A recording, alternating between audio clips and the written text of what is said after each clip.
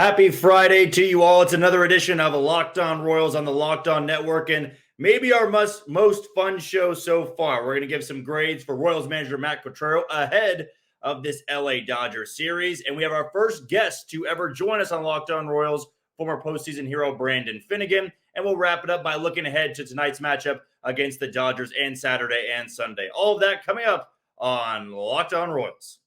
You are Locked On Royals, your daily Kansas City Royals podcast. Part of the Locked On Podcast Network, your team every day.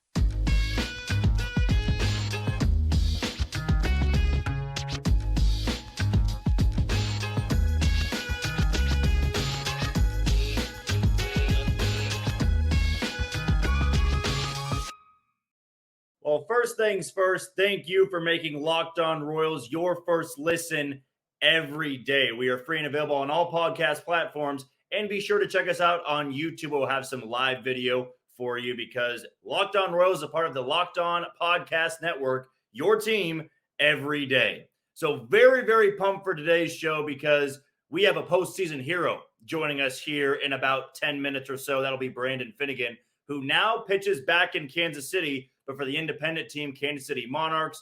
He is just really a fantastic interview, fun to listen to, and he has some insight on that very important outing that he had for the Royals back in 2014, September 30th, the wild card game. But that'll be coming up here in about 8 to 10 minutes. And as we mentioned, we are going to take a quick look ahead into this Dodgers series preview. Alec Marsh getting his first start in the big leagues tonight. So now the youth movement is back in full swing in Kansas City, and hopefully it's going to continue that way heading into the second half. But to kick off today's show, we just did our report card for John Sherman, the owner of the Kansas City Royals. And now I think it's very fitting to give a report card for Matt Quatraro, because in year one as manager of the Kansas City Royals, if you were to simply look just off of the win-loss record, you'd think that he's failing. You would think that Matt Quatraro is not the right man for the job. And I think we're all very aware of the fact that winning in baseball, winning at a professional level in general, is incredibly difficult to do. And Matt Quatraro is coming from an organization where there's been a lot of winning over there in Tampa Bay. And he brought Paul Hoover. Kevin Cash, the manager over there in Tampa, said when Matt Quatraro gets the job, or whenever Matt Quatraro did get the job, he was allowed to bring one coach, and he decided to bring Paul Hoover. It's a very advanced, analytically thinking coaching staff. Brian Sweeney coming over from Cleveland's bullpen. Zach Bove from Minnesota. But Matt Quatraro is the head man. And Matt Quatraro is put in front of the podium, in front of the microphone every single night. So you're naturally going to get criticism from time to time. You are going to be faced with those harsh questions. Why isn't X happening? Why isn't Y happening? Why are you losing so much? That's a lot of the fans' questions so far through 81 games of this season. But if we can take it back to yesterday and what John Sherman said about this team, I think it's very important that we highlight it in today's episode of Locked On Royals. And I talked about it on Twitter yesterday. Be sure to go give me a follow at JohnnyJ_15. That's at JOHNY_15. Don't forget the J in there. I always do that every single time. Forget the J. JOHNYJ_15. Go follow me on Twitter right now. But John Sherman said that before this season, JJ Picollo and Matt Quatraro knew this was going to be an evaluation year. This was going to be tough. And for those of us that think a little bit further, it means a lot of losses. Now, are losses acceptable? No, not at any level. Not in high school, not in college, not in the minor leagues. Not in the big leagues. You got to win to earn back the trust of the fan base. You want fans to show up, you win more baseball games. And a lot of you fans out there maybe don't like the way Matt Quatraro handles the lineup, handles post-game pressers. I think at times by his personality, you look at him and go, does he even care? Right? That's just Matt Quatraro, right? He's a manager that never really gets into his team. You know, he never really sounds off. He doesn't go into a post-game presser. I've been to many of them this year. And you hear Matt Quatraro dropping F-bombs left and right. He's very even-keeled. Not too high, not too low. Even after wins, you'll see him crack some smiles, as you should, because you should celebrate every win. I was also in the clubhouse last year from time to time, gathering audio and covering that team when Mike Matheny was there. It's a night and day difference. Mike Matheny managed like every game was game 7 of the World Series. And I can't necessarily fault him for that. It was his second crack at a big league job. He's coming over from St. Louis where that really was the expectation. You have to win 90 to 95 games. And it didn't really flow with where the Royals were at. It was almost like a drill sergeant, trying to control a bunch of guys that had just gotten out of high school. You're not going to respond as well. Now, I wasn't there if Mike Matheny was screaming at players in closed door meetings. I wouldn't know that. All I gathered was that he was a very stern guy. He was great with the media, but you got that feeling, that energy every time you entered the clubhouse that the atmosphere was tense. It wasn't a very loose, fun clubhouse. And if you ask people in the radio industry, in the writing industry, the TV industry, what the 14 and 15 Royals were like, it was like a party all the time. Now, winning solves all that. You win a lot of games, you celebrate a lot of wins. But last year, weren't a lot of wins to go around. This year, not a lot of wins to go around. But the difference I've noticed has been important. I've been in there a couple of times when they've won games. Well, I won 23 of them. But they've got the music blaring. Guys are laughing. There's a lot of friends on the team. They're close. That is important, even in a year like this. Because you should celebrate every win, no matter what it looks like in the standings. And there's guys that are the clubhouse leaders. There's guys that players gravitate toward. It doesn't feel as tense. And even in losses, guys aren't moping around. Because this is a great opportunity to play at the big league level. And even if your team's not winning, you are getting paid to do something you love. And I think Matt Quatraro has established that energy with this team. We're all grown men in the clubhouse. That's the difference. You can't coach these guys, control these guys like they're 14, 15, 16-year-old high school kids where you can scare them. I know we all love to use the Bull Durham quote. Kevin Costner saying, well, you got to scare them. It doesn't always work like that for big leaguers. Everybody's big boys. It's all adults. It's a work environment. I respect you. You respect me. And I think there's a lot of mutual respect between Matt Quatraro, the coaching staff, and these players. That's all we knew about Matt Quatraro coming into spring training. Very laid back. I thought it was a great preseason interview from Nicky Lopez. I'd have to go back up and pull it out. But Nicky Lopez said, at times you don't even know he's there. And maybe on the surface that seems bad because you don't have a lot of guys that are, being pushed or they're not getting the right coaching. It's different at the big league level. There's 162 games. You get on a player over and over and over again, they're going to wear down, they're going to burn out, and eventually they're not going to want to play for you. I get that this team wants to play for Matt Quatraro.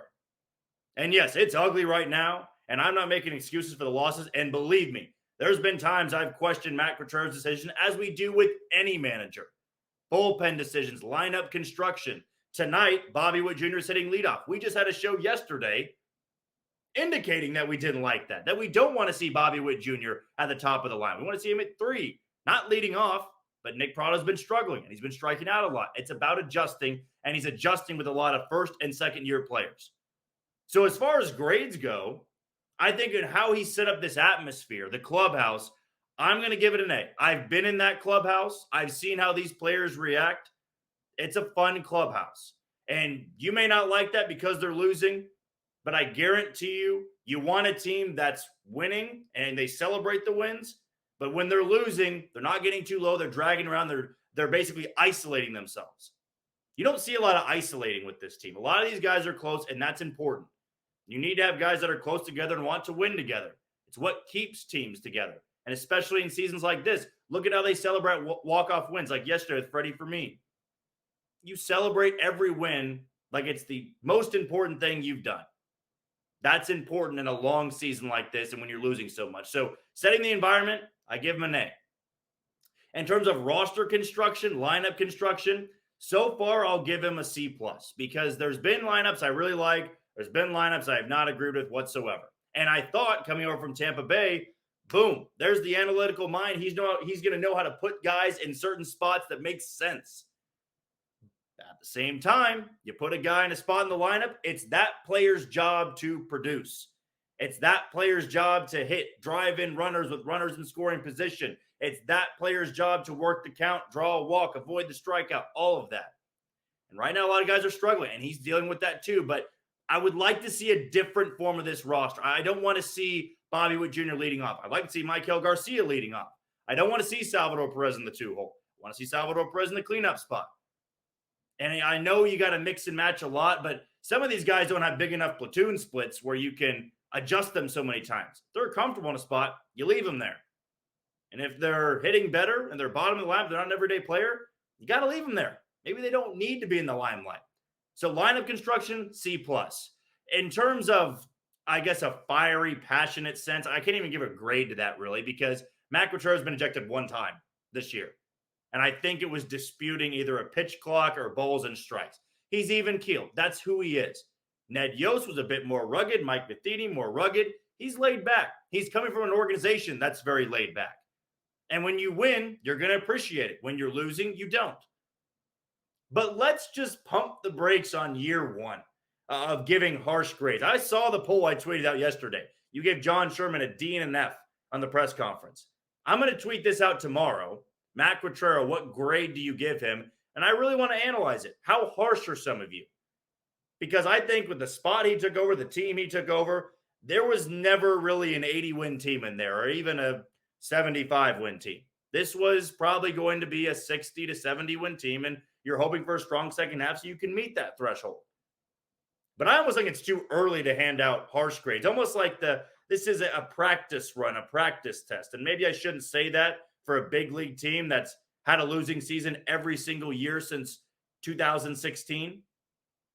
Maybe I should be more critical, but I'm going to take a step back. I liked the hire at the time. I still like it now. It's not snap of the fingers. It's not night and day when you solve all these problems. So for Matt Quatraro, an overall grade so far, I'll give him a B- because I can't give him an A for losing 58 games so far in a first 81-game stretch. I'll give him a B- because he's dealing with a lot. He's handling a lot of stuff. But I've also liked how he's handled some of the bullpen work. I like how he's handled the Aroldis Chapman 90% of the time. I don't want to see him overused. I like how he's used Carlos Hernandez. I've liked the implementation, of the opener. But there's a lot of guys that are struggling, and you can't always fix that. Bruce Bochy right now in Texas. No, he's back in not back in Texas, but joining Texas for the first time. No, he's winning a lot of games because there's a lot of proven guys on that team. Now you look at maybe in a situation like San Francisco with the Giants, Gabe Kapler. Over time, the Giants got really good with players that weren't big-time contract players. Maybe you look for that, and that can be the best way to go about it. But almost incomplete. That's how I put the grading system. Incomplete so far. B- overall, C+ with the roster construction. I think that's pretty fair for Matt Quatraro. Before we go anywhere, we do want to give a shout out to today's sponsor in FanDuel, and a reminder that with FanDuel, take your first swing at betting MLB on FanDuel and get 10 times your first bet amount in bonus bets, up to $200. That's right, just bet $20 and you'll land $200 in bonus bets, win or lose. That's $200 you can spend betting everything from the money line to over/under to you think is going to be the first to home run. All on the app that's safe, secure, and super easy to use. Plus, when you win, you can get paid instantly. There's no better place to bet on MLB than FanDuel, America's #1 sportsbook. So what you need to do, sign up today and visit FanDuel.com/lockedon to get up to $200 in bonus bets. That's FanDuel.com/lockedon. When we come back here on Locked On Royals, we have a very, very special guest lined up for us, a former postseason hero in Brandon Finnegan, the 2014 World Series pitcher and College World Series pitcher. He talks about all that next on Locked On Royals. Welcome back into Locked On Royals on the Locked On Network, and we have a very special guest with us here today, former postseason hero of the Kansas City Royals, Brandon Finnegan, now pitching for the Kansas City Monarchs. And And Brandon, I kind of want you to take me back to the beginning here. Really growing up playing baseball, when did you really figure out that this was going to be your future, that you were going to be able to pitch in college, pitch in the big league, and pitch at such a high level? Well, that's a good question. Probably, probably, in high school is when I first realized that I could possibly, turn this into like a real thing and actually, maybe do something special with baseball. That's when I first started throwing like pretty hard, and then, I got recruited by TCU and signed there. And sophomore year, I had like a really, really good year, ERA wise, and then went to Team USA, and then everything kind of just like fell into place from there. So, I always loved baseball and sports in general, but baseball was one that I was always, best at. So I took more pride into my work and my, stuff to just get better in that sport. So, I got lucky. So you got to pitch in the same year. You were the first big leaguer to do this, pitch in the College World Series, and then end up pitching in the Big League World Series that year.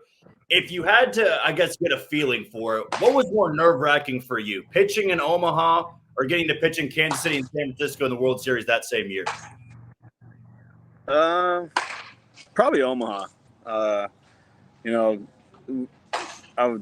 had more time, I guess, to like take in what I was going through in college than I did with, the Royals. I think that's also what got me, ready for postseason and playoffs with the Royals is Omaha. Playing in such a big stage with, so many fans, and it was, and starting that game, I guess, is what really, got me ready for it. It was fun, but I think that's what got me ready for the Big League World Series was Omaha.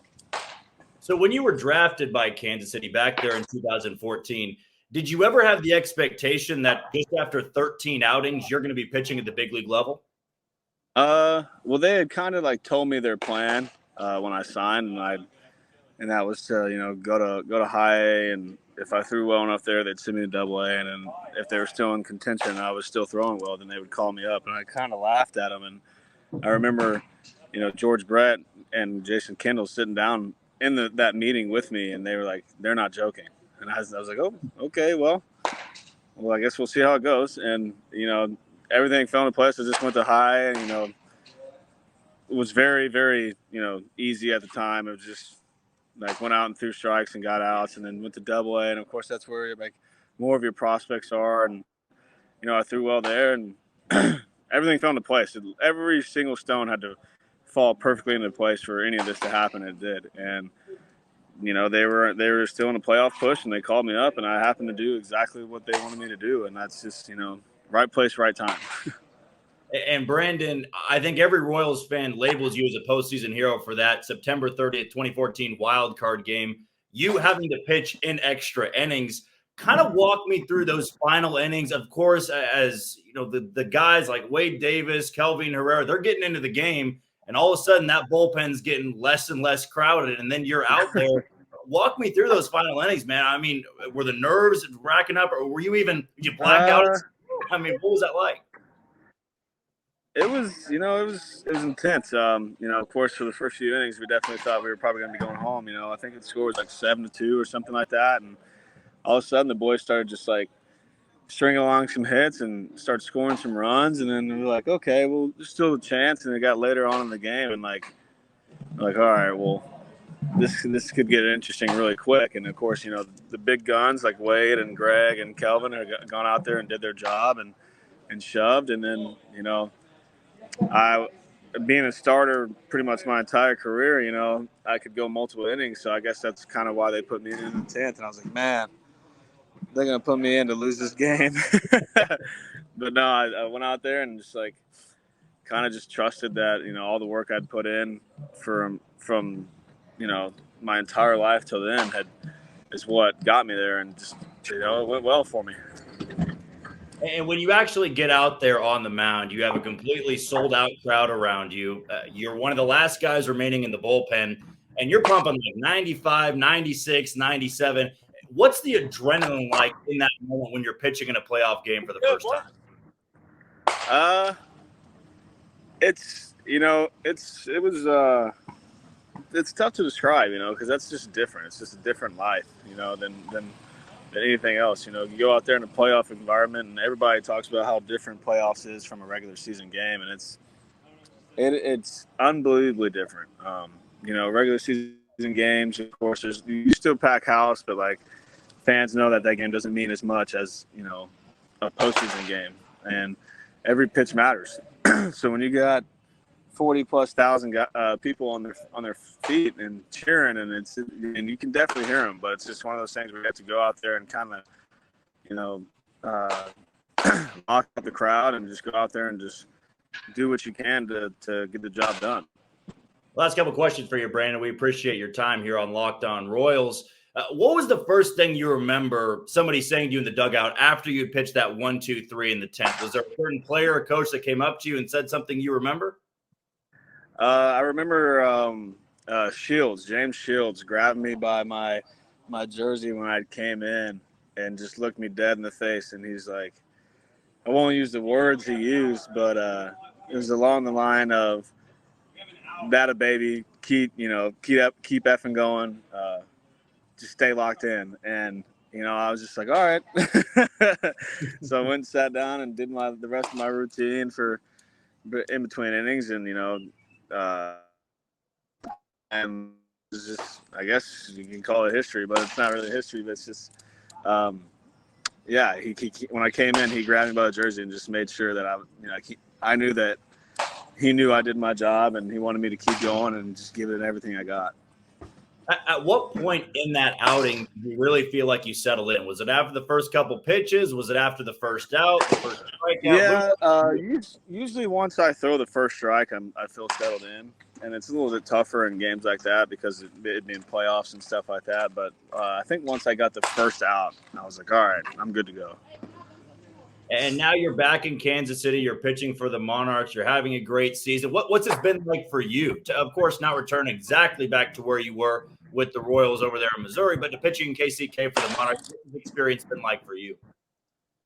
It's been fun. We got a really good team here. A team that would probably run through a lot of AAA teams in affiliated ball right now. We have a lot of veteran guys that have been around a while with big league time, and just guys that aren't really getting a shot for whatever reason that is. And baseball is in a weird spot when it comes to that right now. So that part of it sucks, but it's been a lot of fun. With the group of guys that we have here, we have a lot of really good players, a lot of really good clubhouse guys, and when you're having to go the indie ball route, that's kind of what you want. You want to be able to go out there and just enjoy playing the sport of baseball, and hopefully get back to where you want to be, which is in affiliated ball and big leagues. Well, Brandon, appreciate your time, man, for coming on the show here, taking time out of your day. Of course, Jackson told me that you were throwing, but really appreciate it, man, and I hope you enjoy this interview that we'll post later on. No, thank you, man. Thank you for having me on. Thank you for keeping it locked on to Locked On Royals on the Locked On Podcast Network. I'm your host, Jack Johnson, and a big thank you to Brandon Finnegan, who took time out of his day to join us for about 8 to 10 minutes. I do apologize for a little bit of the technical difficulties, but if you've ever worked with podcasts before, with internet, you understand. It can't always go perfectly. The sound can't always be perfect, but at least we could have good audio there. I know the camera was a little bit screwed up from time to time, but Brandon was a great interview. He was just playing catch. He's actually starting tomorrow for the Kansas City Monarchs, so we had a little bullpen session today.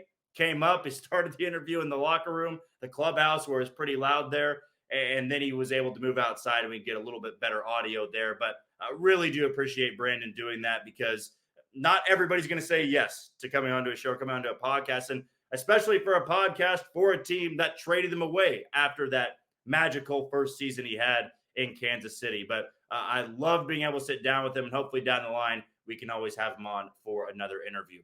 But before we say goodbye for the weekend, we'll be back on Monday with another edition of Locked On Royals on the Locked On Network. Let's look ahead to this series against the Los Angeles Dodgers.